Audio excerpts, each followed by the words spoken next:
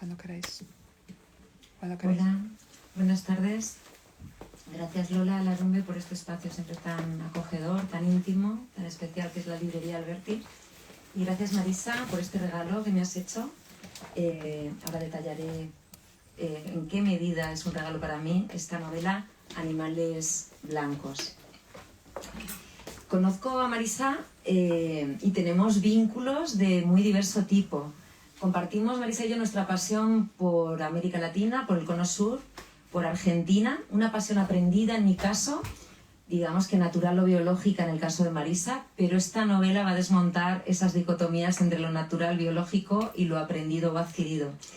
Compartimos entonces ese amor por la literatura rioplatense, por el Cono Sur, también un doctorado en literatura por la Universidad de Salamanca, compartimos incluso la misma directora de tesis doctoral, la profesora Carmen Ruiz de Arrionuevo, o sea que por la Plaza de Anaya nos hemos cruzado también.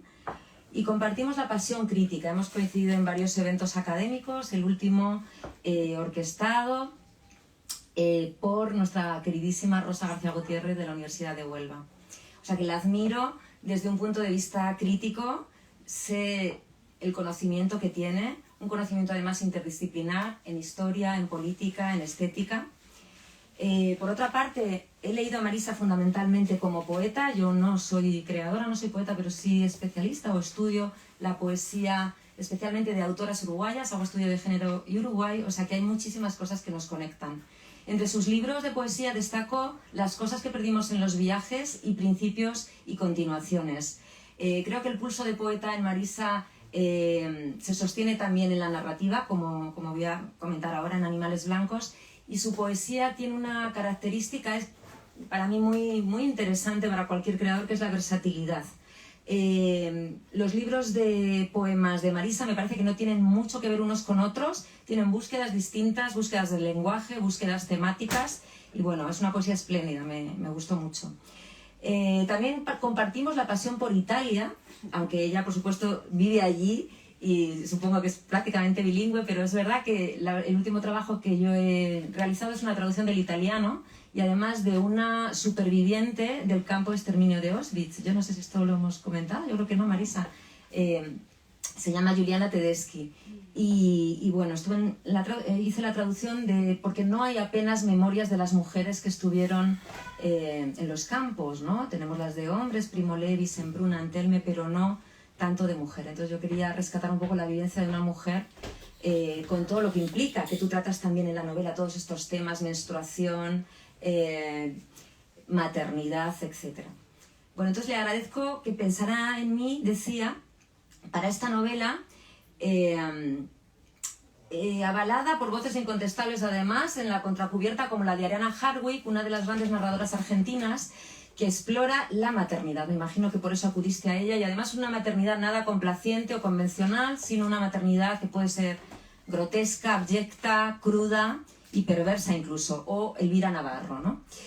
Bueno, además desde 2014, y eso también me ha hecho despertar un enorme interés. Yo creo que Marisa, cuando me la mandó, no sabía hasta qué punto yo estaba trabajando en estos temas, pero desde 2014 como investigadora he explorado la cuestión de las violencias de las dictaduras del Cono Sur, Argentina, Uruguay y Chile en los 70 y digamos que en comparativa con lo que sucedió en la dictadura franquista. Así que ese eje transatlántico que vertebra Animales blancos, ahora lo vamos a ver, el eje Europa-América y las violencias de masa en un lado y otro del Atlántico, también está aquí presente.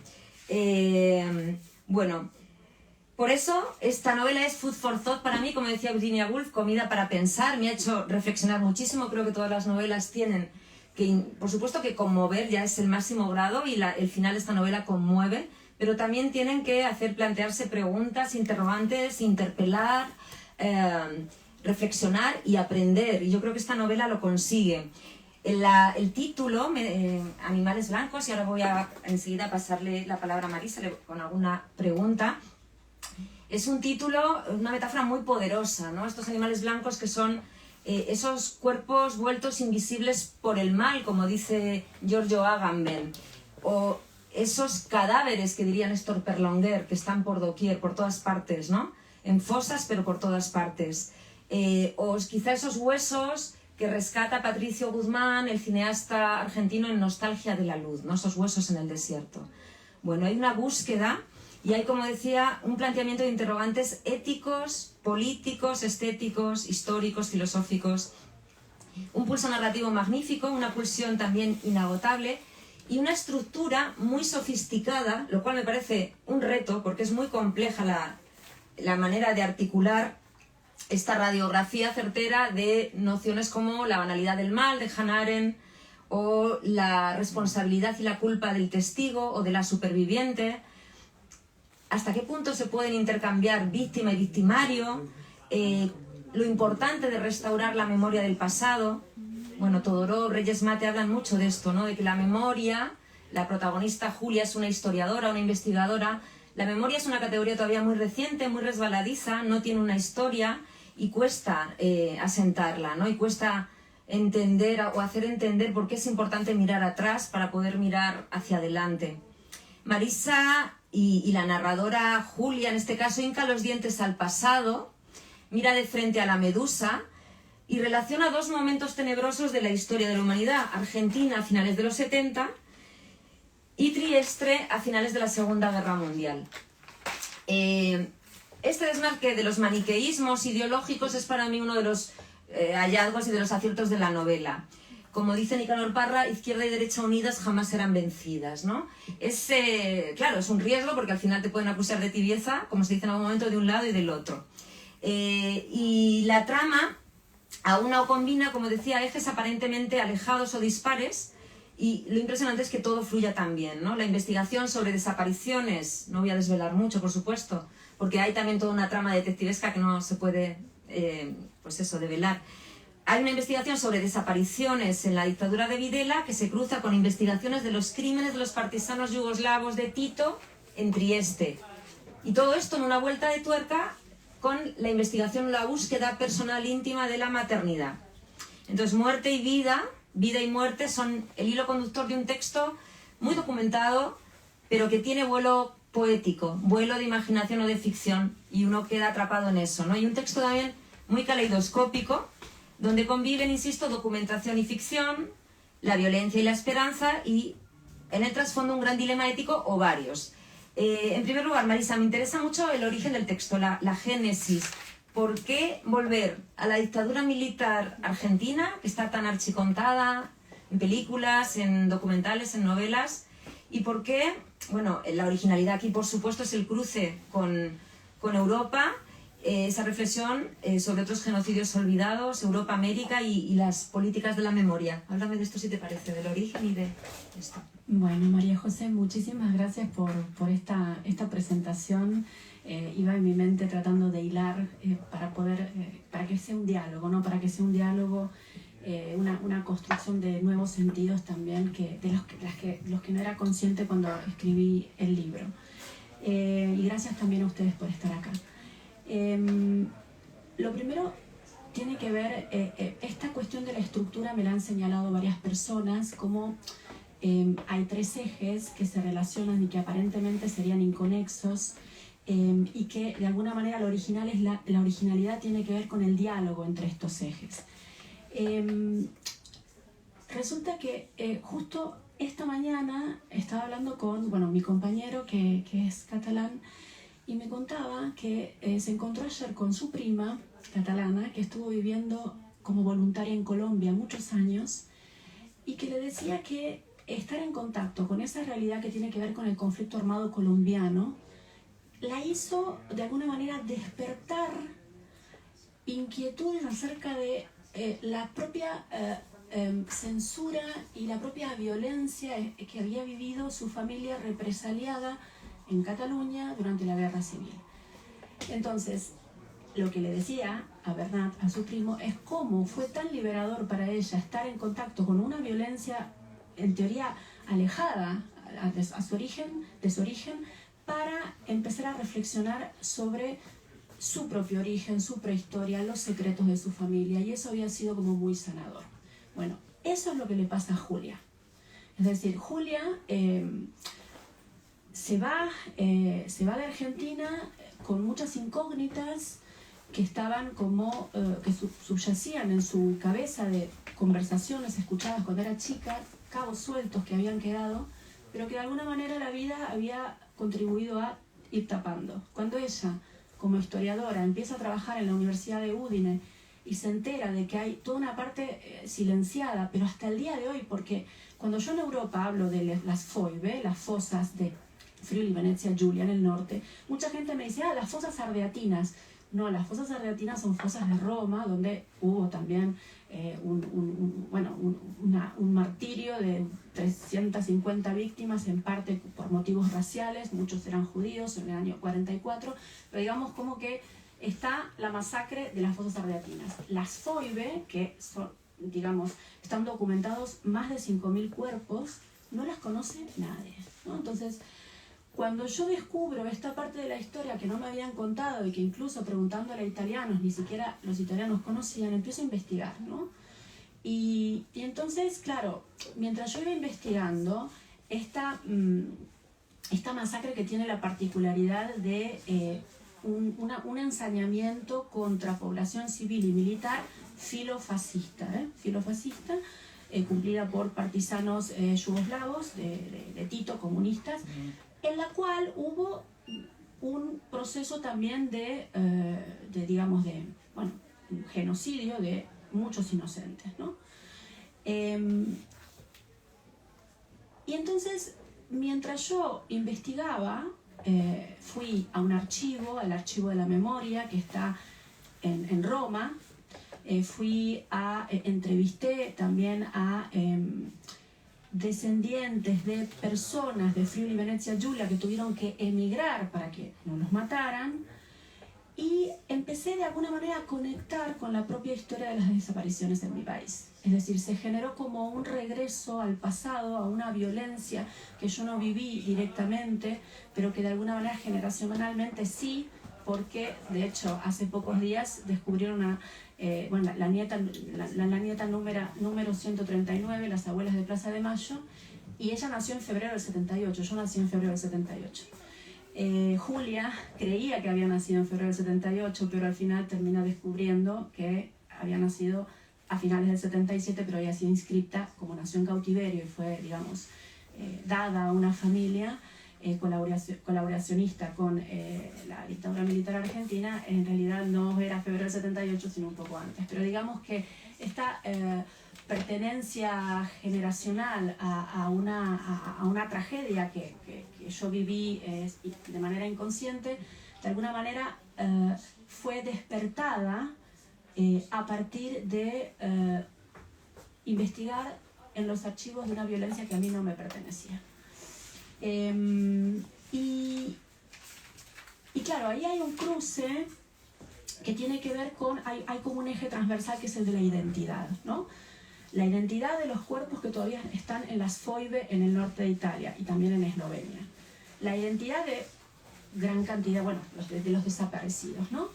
Pero también la identidad de un futuro hijo que la protagonista quiere tener, y como es un proyecto de familia monoparental, porque decide tener un hijo con un donante, o sea, se plantea la posibilidad de tener un hijo con un donante anónimo, digamos que el dilema ético es, bueno, mi hijo tampoco va a tener un padre, ¿no? Entonces, ¿qué repercusión psicológica puede llegar a tener en el futuro de mi hijo el hecho de no poder identificar una figura parental? Con lo cual el tema de la identidad es el que une a los tres, ¿no? Así que bueno, no sé si... Claro, y la identidad que además se proyecta al pasado y se proyecta al futuro, identidad propia. Es muy, muy interesante como dices que se despierta... perdón. Decía, sí, que la identidad, decía Marisa, que es la que une los tres ejes. Y efectivamente es una identidad que mira hacia atrás, hacia el pasado, hacia la filiación, el origen, pero también mira hacia el futuro, ¿no? Es prospectiva y a los significados o proyecciones que puede tener todo esto. Por volver al tema de la violencia, de la memoria, somos de la misma generación y un poquito mayor que tú, yo del 76, pero yo también siempre me he sentido muy interpelada por esos secuestros de bebés, esos niños, ¿no? Adoptados, digamos, por familias militares, etcétera, porque es nuestra generación. Y me pregunto hasta qué punto tú sientes que esta etiqueta teórica de literatura de la posmemoria que se ha utilizado, Mariana Hirsch lo utiliza primero para la Segunda Guerra Mundial, los hijos, ¿verdad? Y cómo ven los hijos y cómo encarnan en su cuerpo la violencia de los padres y de los abuelos. Esto se ha trasplantado al Cono Sur. Y se habla de posmemoria, especialmente en el caso chileno y argentino, ¿verdad? Novelistas como Laura Alcoba, Leila Guerriero, recientemente con La Llamada, Patricio Pron, Alejandro Zambra, Mariana Eva Pérez, El diario de la princesa montonera, ¿no? ¿Hasta qué punto tú sientes que tu novela, independientemente de que tú seas o no hija de una manera real? Porque está, por ejemplo, el caso de Patricio Pron. Es decir, uno, por supuesto, tiene la legitimidad de hablar lo que quiera en una novela y en una ficción, ¿no? Pero ¿hasta qué punto tú encuadrarías esta novela en esa tendencia de la literatura de los hijos que hablan de los padres? Y una segunda pregunta dentro de esta. Creo que yo percibo que en esta literatura, en el caso de Argentina, Uruguay, Chile, de la posmemoria, hay como cierta, no diría despolitización, pero sí como un desencanto que en esta novela en alguna parte se percibe, porque hay mucho humor también. Entonces hay cierto escepticismo hacia esa militancia callejera de los padres que implicó perder la familia y volcarse en la causa, ¿no? Es un reproche que aparece mucho en este tipo de novelas. Entonces yo creo que, o yo percibo en muchas de estas novelas que hay un rearme político, pero no ya con el tomar las armas o con el enfrentamiento directo, la militancia callejera, sino un rearme en los cuidados, en los afectos, en la ternura, como dice Franco Berardi, en el amor, en lo íntimo. Aquí un poco hay las dos cosas, ¿no? ¿Cómo lo ves y si te situarías en esto de la posmemoria? Sí, posmemoria, mira, a mí me gusta más decir memoria de segundo grado, como una memoria heredada, me gusta más. O de hijes, dicen, ¿no? Sí, de hijes, como una memoria de segundo grado, porque decir segundo grado es como que hay una mediación en la memoria, hay alguien que te ha contado las cosas, ¿no? De hecho, sí aparece la memoria de segundo grado en el sentido de que cuando en uno de los primeros capítulos se habla de una conversación que tuvo Julia de adolescente con la madre y le preguntaba, pero bien, teníamos unos vecinos que después dejaron de estar, o qué pasó con esos vecinos. Y entonces empieza como a querer reconstruir un poco lo que pasó cuando ella había nacido y todavía no era consciente de la situación política, ¿no? Entonces ella recibe una respuesta, recibe un discurso, pero claro, es un discurso mediado por una conciencia, no hay un contacto directo con la experiencia. Entonces yo diría que de segundo grado sí. Ella después empieza a intentar desmontar o a dotar de referentes esta memoria porque ella busca a sus vecinos. Al final termina buscando a sus antiguos vecinos y encuentra a uno que se había exiliado en Canadá, los demás desaparecidos, ¿no? Entiendo lo que estás diciendo. Hay una novela, Los topos, de Félix Bruzón, ¿sí? Sí, el humor, por el tema del humor ahí sí que me identifico. Creo que hay un poco más de politización en la mía y no se concentra tanto solamente en mundos íntimos o inmediatos, ¿no? Hay como una reflexión también más macro. Pero sí es verdad que yo llevo todo el tema digamos, de las contradicciones ligadas a la memoria y al origen, no solo al origen, al propio origen, al mundo íntimo. Pues claro, la maternidad más íntimo que esto y más ligado al libre, al arbitrio propio, imposible. Es decir, yo lo llevo al cuerpo femenino, el tema de la identidad y de la responsabilidad que implica querer traer un ser al mundo, ¿no? Entonces, sí, yo me identifico bastante en lo que estás diciendo. Creo que intento contrapesar un poco lo dramático de por sí que tiene con escenas de humor, por ejemplo, entre el diálogo entre las amigas o la ironía sobre sí misma que demuestra Julia, ¿no? Es decir, el humor es una forma de contrapeso. Para mí fue necesario incluso mientras lo escribía, ¿no? Porque mientras yo iba viendo todos esos archivos y veía las fotos, trabajé con libros con fotografías de excavaciones de las Foibe, con restos que describo también en mi novela, ¿no? De, no sé, restos encontrados, ¿no? En la Foibe. Y yo de alguna manera necesitaba contrapesar un poco toda esa cuestión, también pensando en el lector. Intenté, mientras escribía, también pensar en el lector. Y también en la estructura intenté pensar en la recepción, ¿sí? Porque cuando yo pienso en el lector, pienso en mí como lectora. Es decir, no es querer ser complaciente con un lector, es pensarme a mí misma como lectora. Es distinta la mirada, no es la mirada de decir, bueno, a ver qué les va a gustar, no, qué me gustaría a mí, ¿no? Así que... Esto del humor es súper interesante porque es un humor muy sutil, el que, quiero decir, puede ser muy divertido, pero no es un humor ni negro, ni grotesco. En algunas de estas novelas que revisan acontecimientos tan traumáticos como El diario de una princesa montonera de Mariana Eva Pérez, el humor es absolutamente demoledor, ¿no? Uno se queda casi golpeado, ¿no? Aquí, en cambio, efectivamente se ve en una narradora inteligente que bromea consigo misma, totalmente libre, desprejuiciada, en las conversaciones con su amiga también. En muchos momentos, es verdad, consigues bastante el equilibrio, ¿no?, entre la dureza de una realidad histórica que a todos nos perturba y nos hace pensar, con temas más íntimos y temas también más distendidos, en fin, más ociosos en algún caso.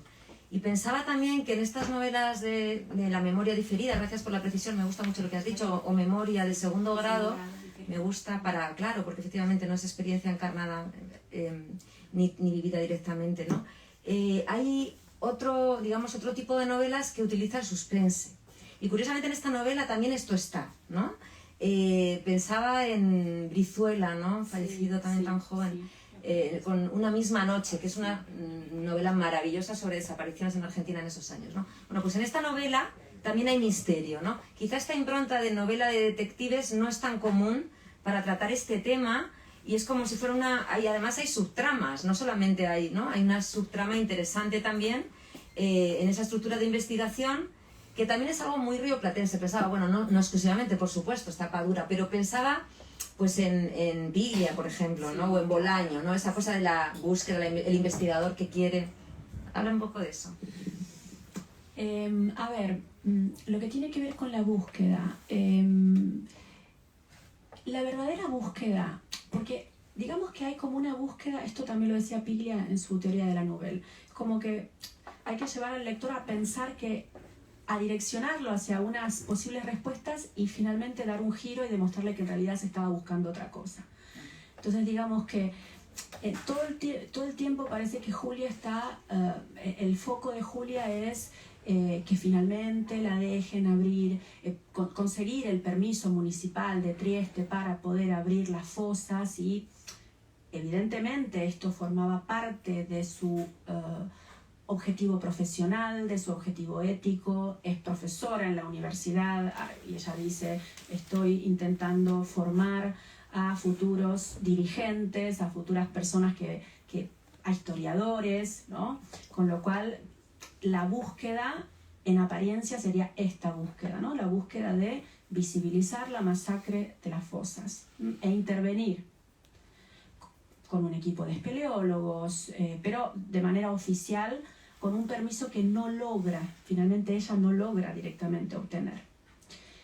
Pero en realidad la búsqueda que se da paralelamente es la búsqueda de sus propios desaparecidos, que son los padres. Por eso la novela termina como termina, y esa es la búsqueda que ella quiere emprender. Y en ese sentido sí tengo que decir que antes de escribir la novela yo leí La teoría de la novela de Ricardo Piglia, la releí. Fue mi profesor de literatura, de un seminario de literatura argentina hace muchos años en la UBA.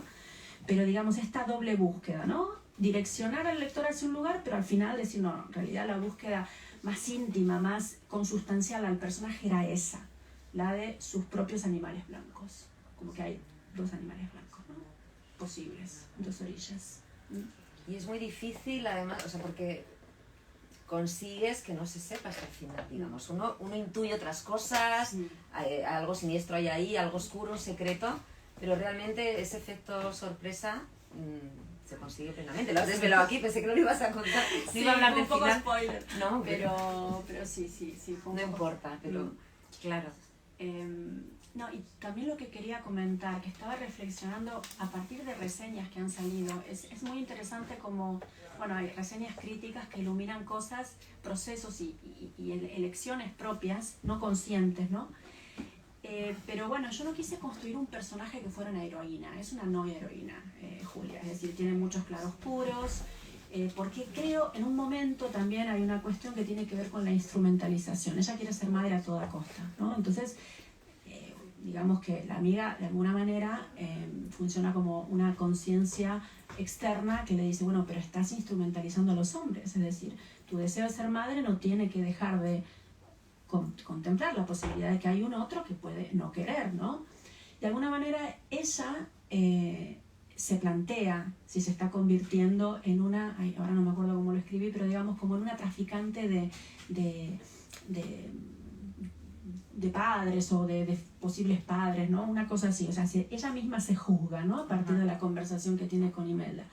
Es como que toda esa instrumentalización en realidad es como una forma de modular una instrumentalización a la que ella misma fue sometida. Es decir, cuando ella nace, ella, digamos, la arrancan de su origen, ¿no? De su familia, de una célula peligrosa, clandestina, y se la dan a una familia que está deseosa de tener un hijo o hija que no logran naturalmente, una familia bien, una familia, digamos, que no es peligrosa para el sistema. Entonces ella como que instrumentalizan lo individual aquello que previamente la instrumentalizó desde el sistema, ¿no?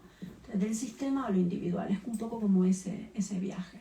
Y por eso es un personaje que a veces, me parece, genera compasión o genera empatía y otras veces genera rechazo, puede que genere rechazo. Bueno, no lo sé, yo no sé en el caso de ustedes, pero yo cuando trato de alejarme del personaje digo, realmente, qué jodida que es.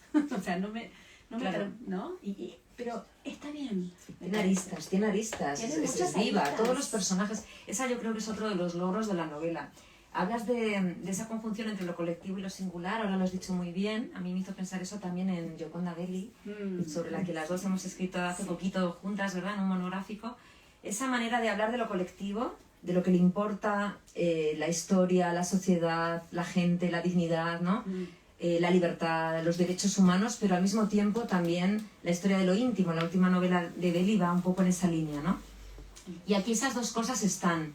Y me gusta mucho cómo has explicado, ¿no? Efectivamente, esa búsqueda, que es una búsqueda, primero has dicho que está buscando sus propios orígenes, eso queda claro, ¿no? Bajo la apariencia de otra cosa, pero también incluso muy poquito, pero te adentras digamos, en los crímenes de la Guerra Civil Española, a través de una abuela, ¿no? Hay una genealogía familiar, una abuela gallega, que es un personaje entrañable, tal y como la describe Julia, los recuerdos que tiene del hambre, del frío, de su Galicia natal, ¿verdad? Y cómo se los lleva a Argentina. Es que esa es también otra cuestión. Esto que estamos hablando en realidad conecta bastante con algunos libros míos de poesía. Yo estoy de acuerdo con vos en el sentido de que yo tengo una búsqueda bastante distinta en cada libro. Y no solo que es distinta en cada libro, sino que a veces puedo regresar hacia libros del pasado. Por ejemplo, uno que acabo de terminar, que está inédito, es muy parecido a uno que publiqué en 2004 en Argentina. Es decir, son como búsquedas y regresos, a veces circulares. La historia de los vecinos aparecen también en un poema del libro Principios y Continuaciones que presenté aquí en la Alberti hace unos años, que publicó Pretextos. Hay un poema que se llama Una familia, donde se habla también de unas preguntas de una niña que quiere saber qué había pasado con los vecinos, ¿no? Entonces, digamos que yo lo incorporo y lo amplío en la novela. Y bueno, hay muchas cuestiones que tienen que ver con el abuelazgo. Para mí el vínculo entre nietos o nietas y abuelos y abuelas es muy importante. Aparece en varios poemas míos, ¿no? Y lo curioso acá es que Julia no recuerda con particular cariño a quienes creía que eran los padres, pero siempre recuerda con cariño a una abuela. Y una abuela gallega, exiliada, con salvoconducto, que se fue desde Pontevedra a Argentina. Esto sí es autobiográfico, esto sí. Y al final, la gran pena que tiene ella es que esta abuela, que creía que era su abuela, tampoco es su abuela. Entonces no siente tanta pena ni por la hermana, ni por los padres, como por esa abuela que en realidad había sido, en un momento dice algo como que bueno, la resistencia como es una forma laica de la resurrección. O sea, le había enseñado que la resistencia es como la forma no religiosa sino laica de, resucitar, ¿no? Y esta es la verdadera pena. Descubrir su identidad la hace a su vez perder a esta abuela, ¿no? Y entonces ahí aparece entre medio España también. Sí, sí, sí. Sí, bueno, la complicidad con el poder y con la violencia también me interesa mucho, ¿no? Esos vecinos que parece que se mudan de un día para otro, los acabas de mencionar, ¿no? Dices que también salen en tu poesía. ¿Hasta qué punto todos podemos, eso, en un momento, en condiciones extremas, como dice Todorov, frente al límite, ser víctimas o victimarios, ¿no? Pero volvamos a un tema que es crucial y no hemos hablado suficientemente de él, que es la cuestión personal de la maternidad. Me parece, el personaje femenino, hemos dicho antes, tiene múltiples aristas, es polifacético, todos los personajes, podríamos hablar de Ennio, de Aurelia, de Silvina, de Natalía, Cédric, son absolutamente verosímiles, están muy bien construidos. Eso me revela, bueno, por supuesto, lo gran crítica que eres y lo muchísimo que has leído, ¿no? Por momentos te trasladas un poco al siglo XIX, ¿no? A ese tipo de novelas de costumbres donde se describe la vida de un hotel con todos los entresijos. Pensé en Balzac, la atmósfera, el ambiente está muy medido y es absolutamente auténtico, parece casi una cosa costumbrista divertida por momentos, ¿no? Porque es que hay muchos tonos en la novela distintos, ¿no? Pero el personaje femenino es, como dije antes, femenino y feminista, absolutamente libre, fuerte. Tiene una mirada hacia los hombres un poco como si fueran ratas de laboratorio. Es el punto en el que es verdad que te puede suscitar un poco de rechazo ella por momentos, ¿no? Pero es una mirada totalmente de sujeto, ya estamos hartos de ser objeto, ¿verdad? Después de tantos siglos. Entonces, me gusta mucho esa mujer tan fuerte, tan consciente de su feminismo, y que habla sin tapujos y con total desparpajo, decía antes, de menstruación, de una violación de la amiga, por ejemplo, ¿no? Una escena crudísima. Se habla con naturalidad de sexo, de deseo, de masturbación. Bueno, me preguntaba hasta qué punto esa mirada, no sé cuál es tu punto de vista exacto, si te vinculas más hacia este ecofeminismo o feminismo cultural francés, que considera que lo biológico, lo innato, lo instintivo tiene más peso que lo cultural y lo educacional. Y lo pensaba por Donna Haraway, ¿no? Porque en algún momento hablas de la superpoblación. Me pareció por momentos que tu libro era como una suerte de reverso, no sé si lo has leído, de Contra los hijos, de Lina Meruane. No lo leí, pero está bien. En este ensayo de Lina Meruane se ven todas las aristas del no ser madre, motivos para no ser madre, ¿no? Y enumera todos, ¿no? Los ecológicos, los culturales. Bueno, pues en la novela de Marisa se podría leer como ese reverso. Sí. Todas las razones que hay para sí ser madre, a pesar de todo, ¿no? Sí. A pesar de la violencia, a pesar de la superpoblación, etc. Y las diferentes maneras que hay de ser madre, que hay muchas maneras de maternar, ¿no? Sí, claro. Y de maternaje. Sí. Entonces, Donna Haraway, en este manifiesto que ha publicado hace poco a favor de los animales, habla... Las feministas no deberían, ¿no? En este punto en el que estamos del antropoceno y del capitaloceno y todas estas palabras que ella utiliza, estos términos, no debemos ser madres, etc. No sé hasta qué punto, qué mirada tienes desde el feminismo hacia el personaje y cómo asume la maternidad y cómo... No, en realidad en esta novela aparece lo opuesto, exactamente lo opuesto, por eso se llama Animales Blancos. Es como una forma también de reconocer lo que puede haber de animal en nosotras, ¿no? De reivindicar la animalidad. Esto en realidad tengo que decir que hay muchas cuestiones que parecen muy racionales pero parten de lo experiencial. Yo tengo una hija de casi 14 años y me pasó algo que cuando estaba embarazada de ella, que todavía me generó una gran crisis. Porque yo me acuerdo que creo que estaba embarazada de 3 o 4 meses, estaba viajando a Argentina y bueno, yo estaba sentada en el avión y una persona, no sé si hombre o mujer, estaba intentando poner una maleta encima, ¿no? Y yo de golpe empecé a sentir lo que nunca me había pasado, porque incluso en Argentina me ha pasado que me han apuntado con pistolas y me han robado. O sea, estar en situaciones, ¿no? Pero mantener la calma. Bueno, a mí lo que yo sentí en ese momento es que yo a esa persona la quería arañar. Y yo no tengo uñas, porque como toco el piano, no tengo uñas. Pero no era gritarle. Era una cuestión de que me empecé a sentir que me transformaba, que el cerebro superior no me funcionaba más y que había alguna cuestión de instinto que me hacía que yo quería arañar a esa persona. No me pasó nunca, nunca, ni en situaciones de violencia, de robo de coche con pistolas. Entonces yo dije, ¿qué cuestión biológica que tiene que ver con la defensa de la especie? Y eso me dejó muy, muy impactada, porque claro, yo después pensaba, tanto Descartes, tanto Foucault, tanto leer, tanto estudiar y de golpe querer arañar a una persona que la tenés ahí, que le podés decir, bueno, mire, ¿no? Entonces eso a mí me cambió un poco la cabeza, porque me puso en la situación en la que de alguna manera el instinto o la biología estaban, digamos, sobreponiéndose muy claramente al cerebro racional. Y entonces a partir de ahí yo, en relación a mi propio cuerpo, empecé a reivindicar más esa parte animal, ¿no? Pero a lo que voy es a que no es para mí tanto una cuestión ideológica como una cuestión experiencial. O sea, nace de ahí, lo puedo identificar. Yo en ese momento me sentí un animal, que podía ser tranquilamente un león, una leona, una tigresa, un tigre. O sea, sentí realmente que comprendía lo que hace una madre gata cuando le vas a tocar un gatito, por ejemplo, ¿no? Y entonces, bueno, eso fue lo que me impactó muchísimo. Y hay como una reivindicación de lo animalesco de nuestra pertenencia.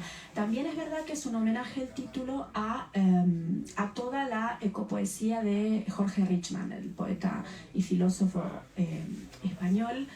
De hecho, él en uno de sus libros habla de los animales blancos. La visión de él es mucho más ecológica, tiene que ver con, no sé, irse a vivir a la montaña, digamos, lo ecológico, más, no femenino, digamos, no ecofeminista, pero sí que esta cosa casi como franciscana de convivencia con los pequeños seres, con la naturaleza, que lees en sus poemarios, ¿no? en su poesía.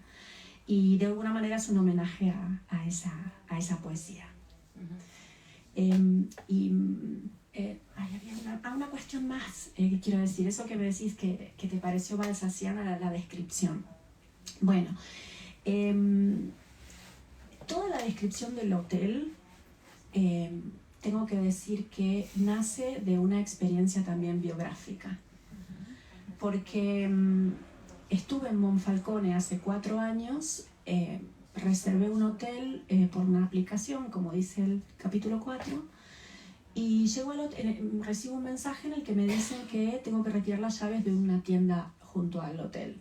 Voy a la tienda y era una lencería, y el hombre que me daba las llaves era cojo. Y entonces, claro, ya el hecho de retirar de una lencería las llaves de un hotel, que el hombre esté cojo, pero claro, yo también tenía en la cabeza el tema de la foibe, con lo cual dije, ¿por qué tendrá esta cojera? ¿Cuántos años tendrá? Empecé a hacer cálculos, 70 años, esto fue en el 44, bueno, no, era muy chico, bueno, en fin, ya me empezó a resonar. Subo al hotel y el hotel tenía 3 habitaciones, pero además era un hotel, no digo de lujo, pero de muy buen nivel, y tenía baños externos. Entonces nunca me pasó eso. O sea, cada uno tenía una llave para su propio baño, pero te tenías que encontrar en un corredor común. Y yo decía, pero ¿cómo puede ser que entro en la habitación tiene lo que te imagines, mando a distancia para abrir las ventanas prácticamente, y los baños fuera? Entonces dije, esto tiene que ser escenario de una novela. Los baños realmente parecían decorados Liberty, tenían insectos, le saqué fotos, insectos en las como las cortinas, en la decoración, le saqué fotos y dije, esto tiene que ser ambientación de un libro. Entonces, esto que identificaste tiene que ver con la observación, ¿no? El registro, la observación y después la escritura, pero a partir de una realidad. Muy interesante como lo que cuentas, porque claro, a veces esa extrañeza, ¿no? Es casi esperpéntico lo que cuentas, ¿no? Un hotel casi, bueno, exquisito, con baños fuera, todo es extraño, ¿no? Entonces sí. Entiendo que dijeras, esta extrañeza me puede llevar al escenario de una novela. Sí, sí. ¿Por qué escoges, sin embargo, el realismo? Ahora que hay tanta tendencia a escribir sobre estos temas de violencia, de trauma, y luego volveré un poquito sobre la cuestión del feminismo. ¿Te interesa la literatura distópica, fantástica? Fantástica, el realismo? Sí. De hecho, ya tengo una historia en la cabeza para una futura novela que va a ser fantástica, pero siempre jugando la ambigüedad entre el realismo y lo sobrenatural, que es la definición de Todorov, que es la definición clásica, ¿no? Lo siniestro. Lo siniestro un poco, sí. También esta idea del salto, ¿no? De la vuelta de tuerca. En mi primera novela también aparece esto. Al final te da vuelta a todo lo que venías leyendo en las primeras 200 páginas. En general tengo esa cosa del salto. Viene muy de Piglia esto. Es que Piglia fue mi profesor. Y de toda la tradición argentina. Toda la tradición argentina, Quiroga, Borges. Luis Hernández, sí, claro, Borges, sí. Claro, son fantásticos distintos, ¿no? Claro. El de Cortázar, el de Felisberto son un fantástico más siniestro, no más familiar. El de Borges tiene más que ver con una especulación o filosófica o oculta, erudita, pero siempre hay un juego con las expectativas, que es lo mismo. Unas expectativas que rompen el género, o unas expectativas que subvierten lo que el lector espera que suceda, ¿no? A partir de lecturas precedentes o del mundo real. Entonces, creo que sí, que la próxima novela con bastante seguridad va a ser fantástica. Antes has dicho, bueno, claro, nosotros que estamos tan acostumbrados a trabajar con conocimiento, es una novela en la que hay referencias de todo tipo, pues Pasolini, Rilke, Cervantes, Barthes en algún momento, ¿no? Cine, antropología, todo el conocimiento, y sin embargo me ha gustado mucho esa descripción que has hecho, ¿no? Como de repente el cuerpo habla, ¿no? Y hay mucho cuerpo en la novela. Háblame un poco de esa corporalidad y se habla en los últimos años mucho de esta tendencia de la escritura del cuerpo, ¿no? En clave de mujer. ¿Hasta qué punto el cuerpo tiene un peso crucial en Animales Blancos? Mira, respecto a lo primero que decías, sí hay referencias cultas, pero es casi como posliteraria, es decir, como separar al autor o a la referencia literaria de la fuente culta para incorporarla al espacio. Porque cuando yo menciono a Pasolini, ¿por qué? Porque Guidalberto Pasolini, el hermano de Pasolini, murió en las fosas, ¿no? Con lo cual hay una placa en un pueblito cercano a Udine donde se recuerda a Pasolini. Entonces, de alguna manera, la referencia culta está, pero tiene un sentido, tiene una eso es función, verdad, no es gratuita nunca. Claro, trato de no... en eso sí tengo que decir que tuve la vigilancia de decir, no te pongas a escribir crítica. Joyce, ¿no? En Trieste, lo primero más fácil hubiera sido citar. Claro. No te pongas a escribir crítica dentro de nada, no era mi idea, ¿no? Significa que no se puede hacer, pero todas estas referencias cultas están un poco como enmascaradas y tienen como una funcionalidad. A ver, lo que tiene que ver con el cuerpo. Sí, el cuerpo está muy presente, los fluidos están presentes y está presente el cuerpo un poco como... de alguna manera, bueno, lo estoy pensando a partir de nuestra conversación, de alguna manera el cuerpo... a veces se opone al deseo racional, como una cosa de oposición entre deseo instintivo y deseo racional. Bueno, esto la psicología lo viene, pero no sé, malestar en la cultura, Freud lo ha trabajado tanto, no estoy descubriendo nada nuevo, pero lo estoy pensando por primera vez, que de alguna manera toda esa presencia del cuerpo en una protagonista tan racional, que además es una investigadora, es como que de alguna manera está intentando mostrar esa dualidad necesaria, esa dualidad que a veces se enfrenta, pero está y tiene que estar. Civilización, barbarie, ¿verdad? Sí, bueno. Cultura y... Sí, y además el tema de los invariantes, ¿no? Cómo parece que... Bueno, claro, muchas de las cuestiones que después aplico vienen de la cultura a la que pertenezco, entonces entre los invariantes argentinos, después cómo los toma Martínez Estrada, estas cosas que siempre están volviendo, que no se puede salir de esa construcción, es un poco lo que le pasa a Julia cuando decía antes que instrumentaliza a los hombres, pero a su vez fue instrumentalizada. Es como si de este círculo no se pudiera salir, ¿no? Entonces, sí, el cuerpo está muy presente, pero un poco como contrapeso de este oficio tan arraigado, ¿no? Que tiene de planificar hasta el último elemento ligado a una maternidad por fertilidad asistida, es decir, o no, ¿no? Claro. Pero una mujer tan controladora en todo y por otra parte tan animal en otras cosas. Claro, por eso efectivamente es como la vida misma, ¿no? Con matices, nada plano, ningún personaje, pero Julia menos que ninguno. También me interesa mucho la cuestión, la construcción, hemos dicho, de los personajes, ¿no? No solamente de los escenarios, de los espacios, que son varios. Estos personajes que tienen voz propia, pero que la voz, desde una perspectiva de modalidad expresiva, puede utilizar recursos muy diversos. Puede ser de repente un monólogo, de repente adquiere la tonalidad de lo epistolar, de pronto estamos en la documentación, luego hay un diálogo casi teatral como recurso, luego hay una tercera persona omnisciente. Luego, cuéntame un poco esa construcción desde una perspectiva más narratológica del texto. A ver, sí, esta pluralidad en la construcción es algo que también hago en mi poesía. Es decir, bueno, me alegra que lo hayas visto, porque yo en realidad creo que todos estos recursos son un abanico, pero que intenta formar parte de un idiolecto, de un estilo. Es decir, que la variedad sea un estilo, ¿no? Yo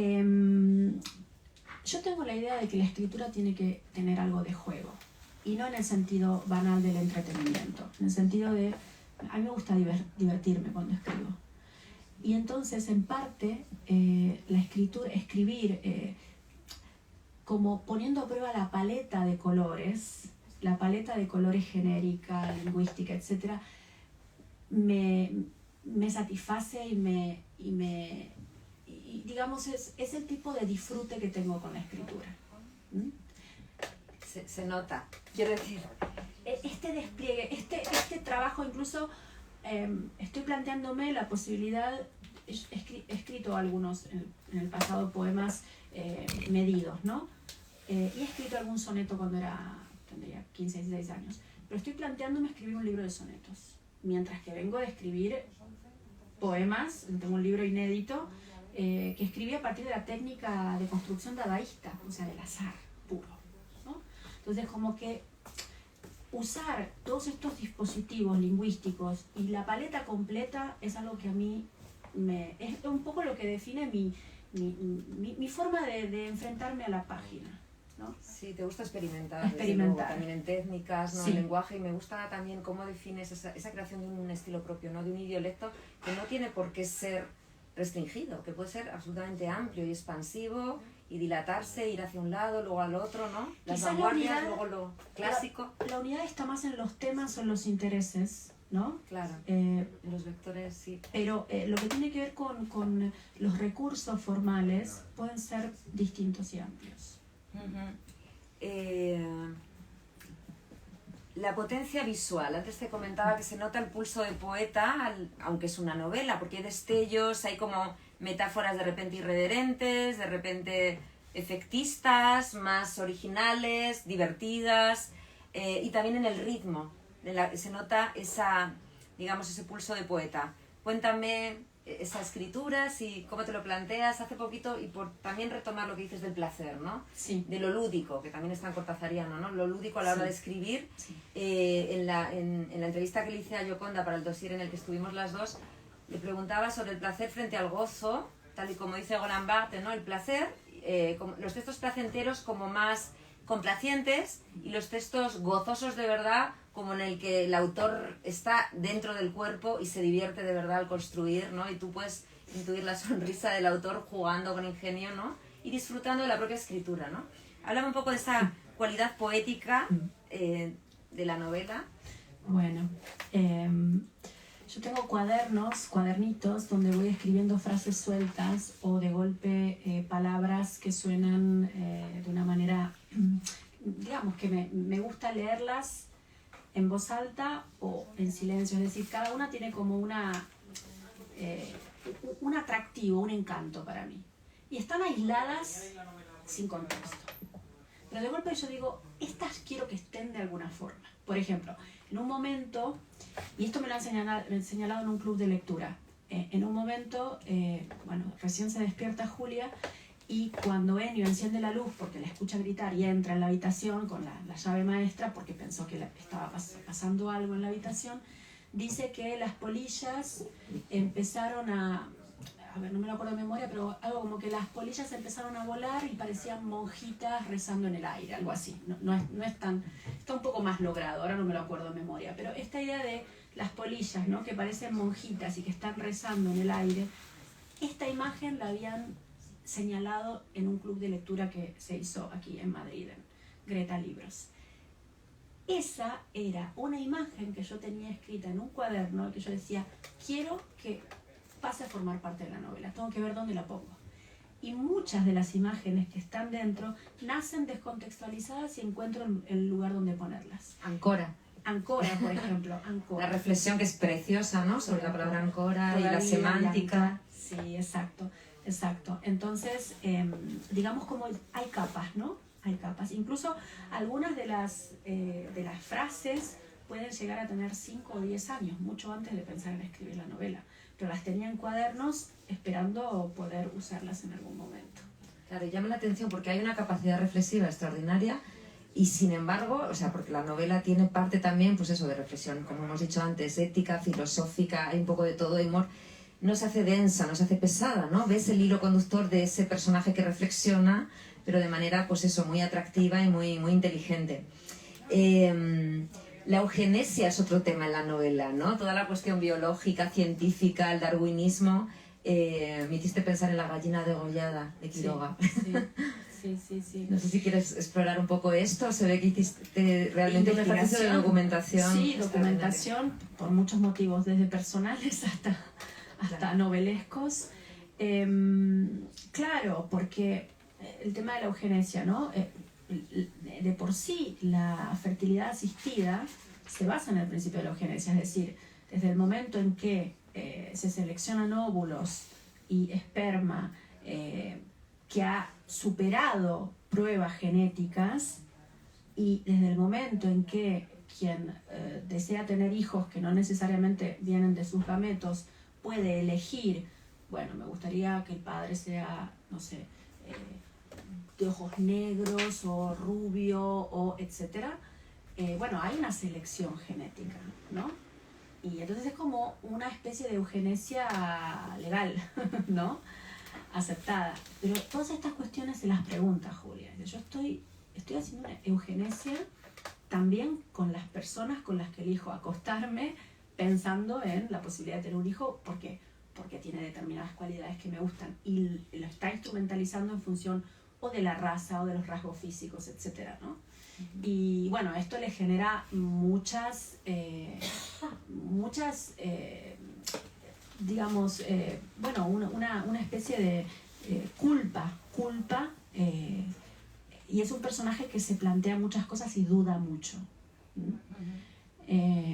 Al final, bueno, las circunstancias la llevan por otro camino, pero yo también quería incluir esta información, porque también creo que hay cuestiones que tienen que ver con el cambio de modelos familiares y el cambio de modelos de reproducción que no se saben tanto como deberían saber. Yo creo que en las escuelas estos temas se tienen que enseñar. Hay un componente, es cierto, didáctico incluso. Exacto, muy didáctico, porque en realidad ha cambiado todo en tan poquitos años. En este sentido sí podemos hablar de un giro en el siglo XXI que no estaba en el siglo XX, ¿no? No estaba hace 15 o 20 años, ¿no?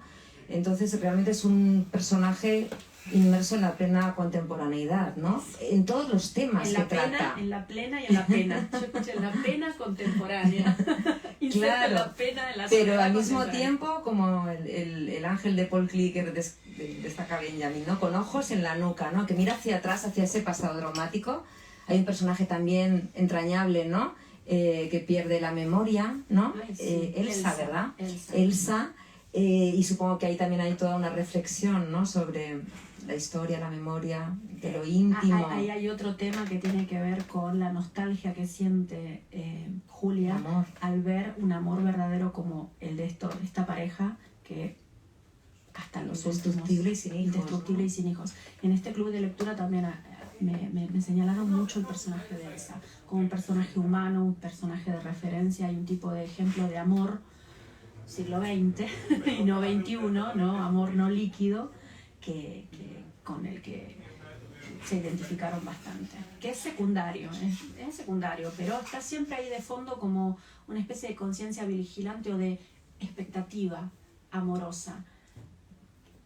Y de ahí la pena, ¿no? de Julia de no poder construir vínculos trascendentes, permanentes o significativos desde el punto de vista sentimental. Sí. También Natalia, no sé cómo se pronuncia, es un Natalia es un personaje muy entrañable. Secundario también, me gusta mucho el momento en que la describes como alguien que podía haberse dedicado a más altas tareas intelectuales y sin embargo se conforma con algo muy básico, porque dices algo así como está llena de intuiciones así y de reflexiones intuitivas, o bueno, no sé qué parte tiene más, si de reflexión o de intuición, pero muy clarividentes y muy lúcidas, ¿no? Ahí dices, las personas que han sufrido y que tienen una pena se pueden conformar con hacer algo muy básico quizá, porque ¿no? necesitan cicatrizar, les lleva mucho tiempo poder cicatrizar lo que ha vivido y después ella se entera que era lo que estaba cicatrizando, ¿no? Exacto.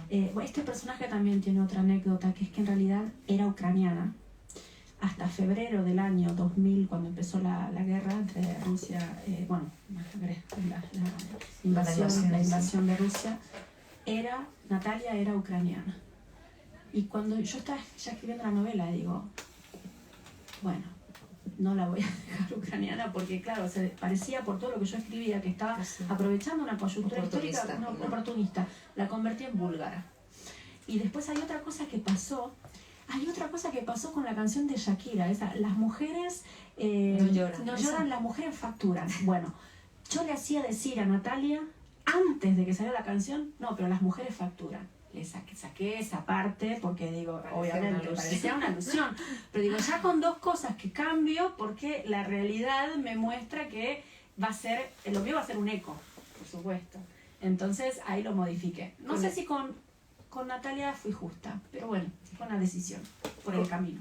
Con eso entiendo que hay mucho autoficcional, ¿no? En esta novela, entonces. Hay cosas, sí, por supuesto. Antes has hablado de que alguna cosa hay autobiográfica. Sí. Autoficcional podemos decir, ¿no? Y te inspiras un poco en, como has dicho, en lo que observas, en lo que vives, en la experiencia, para luego... Y en lo que lees, por supuesto, ¿no? Para luego transformarlo en otra cosa, en la materia de la ficción. Sí, por supuesto, no sé, Udine. Yo soy profesora en la Universidad de Udine, pero no de historia, ¿no? Es la lengua de traducción. El hecho de... Eres de La Plata también, por cierto. De Lomas de Zamora, provincia de Buenos Aires. Pero es verdad, sí. Provincia de Buenos Aires. Y sí, de provincia, bueno, mi abuela, después también toda la búsqueda que tiene que ver con la fertilidad asistida. Yo, bueno, congelé óvulos, digamos, seguí todo un proceso ligado a la fertilidad asistida. Mi primera hija fue biológica, natural, digamos, o sea, no natural, quiero decir que fue sin asistencia a la reproducción. Y entonces digamos que toda esa información que yo fui recabando en distintas clínicas, todo eso es autobiográfico, ¿no?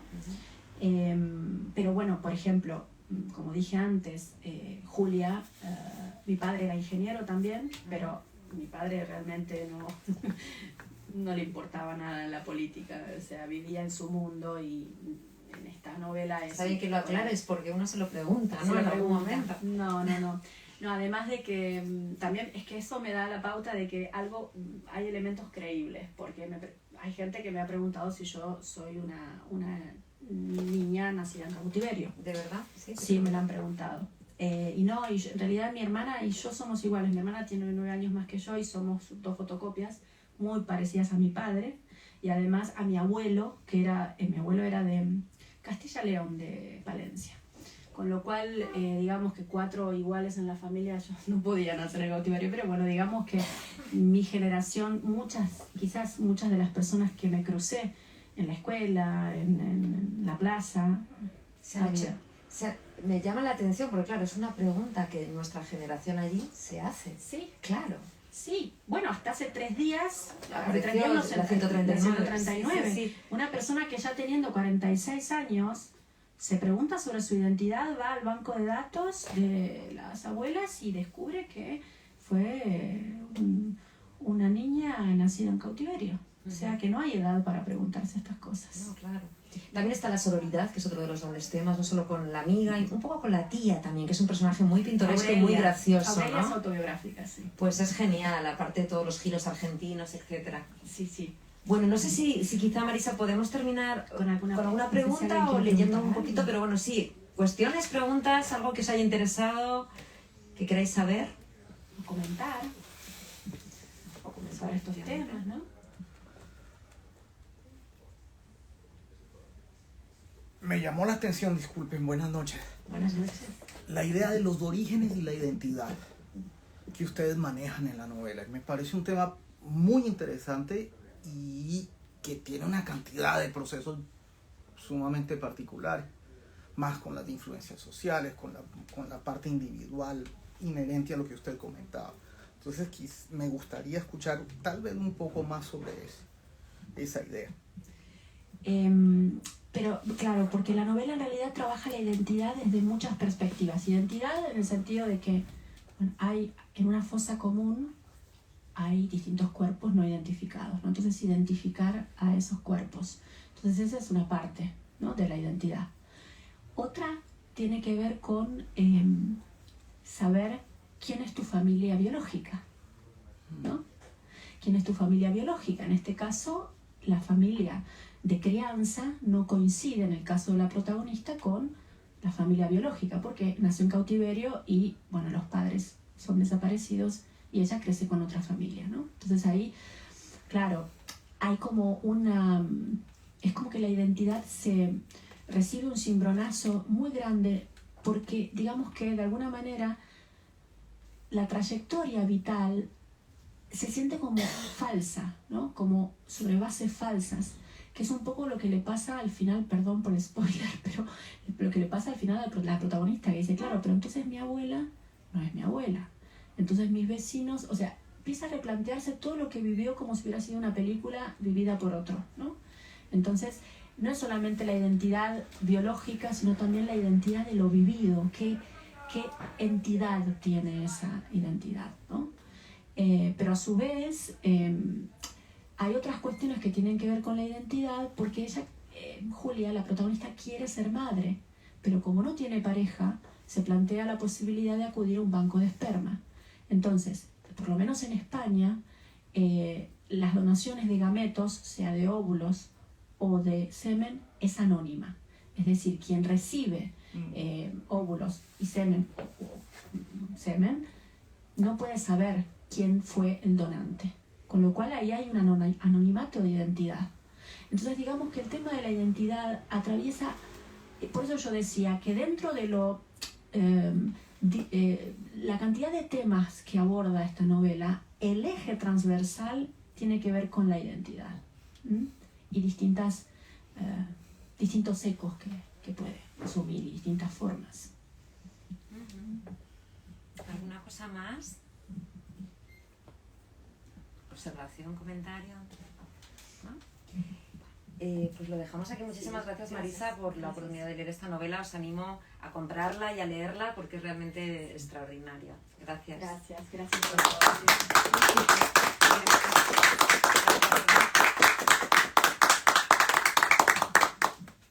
Muchas gracias, Marisa y María José. Muchísimas gracias. Gracias a ti, Lola.